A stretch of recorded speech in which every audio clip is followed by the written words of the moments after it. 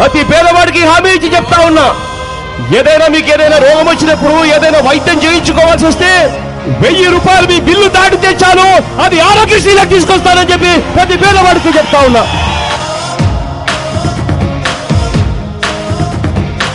నాన్నగారి టైంలో జరిగిన దానికన్నా కూడా ఇంకా గొప్పగా జరిగేట్టుగా ప్రతి ప్రయత్నము చేస్తాం.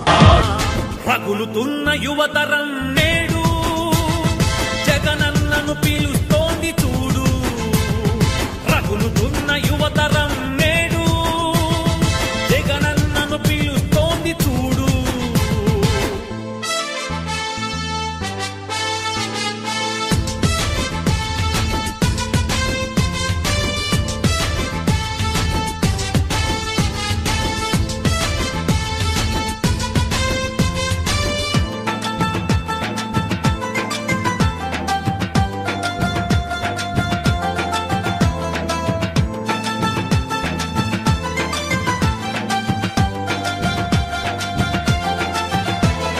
పదవి కోసమన్నారు, స్వార్థపరుడవన్నారు, ఏమిటయ్య జగనన్న నువ్వు చేసిన నేరం.